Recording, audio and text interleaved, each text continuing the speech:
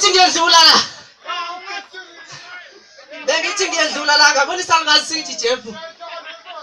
Ngamehlwane ngathi siyangibuza sithi mntanami unamahloni wedlu yakubeyethwa.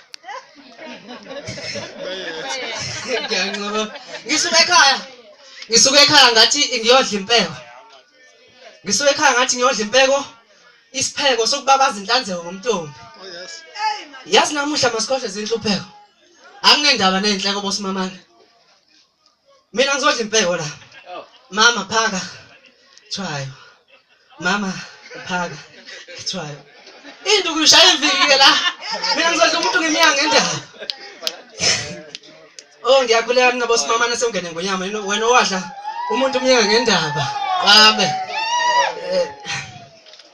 Yazi ukhonza inkosi uJesu. Inhlanhla leyo. Yebo. Ukhonza inkosi uJesu inhlanhla leyo. Ukuvimbela nasenhlanhlatheni. Agcwalise ngenhlanzeko. Bese uya kunhlanhlatha. Bese uphenduka inhlanzeko. Uphenduka inhlanzeko engashelwa amanzi. Oh yes. Yazi inhlanzeko ivela igcwaleke la. Bheka amanzi ikhaya lakhe. Useze wahlanzwa nasegazini kaJesu. Ake nithi inhlanzeko engashelwa amanzi. Umama be guess ukuthi engathi singaba neprogram. Ngivele ngabhala amanothi ke la.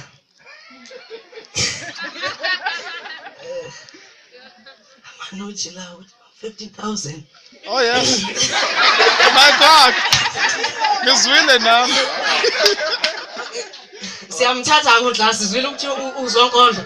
Simfaka la kuPort in Christ. Uzongena. Asifune lokho eJohn.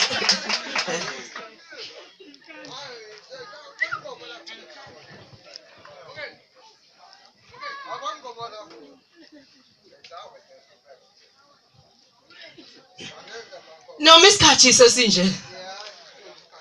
Noma isikhathi sesinje aphilile lamazwi. Ephilile nje adinga ukuphilwa yithi. Yebo intsha yanamuhla. Elahlile kwakulelizwe ngokukhanyiselwa ngophezulu. Ehlukanisile okubi nokuhle ngokukhanyiselwa ophezulu. Ngithi kunina abantu abasha mangabikho umuntu odelela ubusha benu. Kepha yebanisibonelo ngezwi, ngenkambo, nangothando, nangokukholwa, nangokuhlanzeka. Timothy wokuqala chapter 4 verse 12. Noma isikhathi sesinje impela aphilile lamazwi. Ephilile nje adinga ukuphilwa yithi. Alandelwe yithi yebo intsha yanamuhla.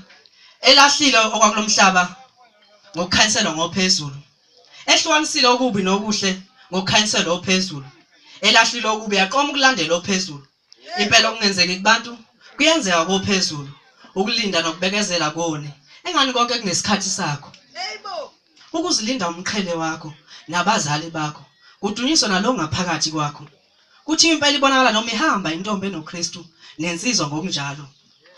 Ngomzimba wayo ayitholakali lapha yana lapha. Ngomzimba wayo idumisa ophezulu. Engani leli ithempeli lophezulu. Nami sengafakaza manje ngithi ekukholeni ngibabonile abalindile noma isikhathi sesinje. Okwathi mangibabona kwavuka imvuselelo kimi. Ukwenza kwabo kwasiphosela inselelo isibili. Ukuthi noma isikhathi sesinje sisangalinda. Ukuthi noma besafaka enyawo lunyodakeni masiphume kusemanje. Engani sasingabantwana abahlanziwe. Yebo masihambe ngokukholwa. Singabe ihlalo sezinkanuko zakulelizwe noma sesivuna imithetho yakulelizwe. Asekuphila ngemithetho yakulelizwe ngoba sesahlukanisiwe nokwakulelizwe. Ukuze siphile impilo emsulwa noma isikhathi sesinje. Habe owani lo msindo na? Ngizwe umsindo wokwenama bayakikiza omama. Kubungazo phezulu. Ngokupha umntanakhe ukulinda, amandla okulinda. Injabulo igcwele ubuso kumzali. Usishaya isifuba ngozalo lwakhe. Naye ubengeke anze ngokwakhe. Amandla kaMdali lawa, amandla okulinda. Yiwo lawa wozani, yiwo lawa zithatheleni. Yiwo lawa wozani, yiwo lawa zithatheleni. Amandla okulinda avela kophezulu. Zesihluke kweya kulomhlaba intsha. Size sizoba umnandi bokulinda noma isikhathi sesinje. Ngiyakubongela wena olindile.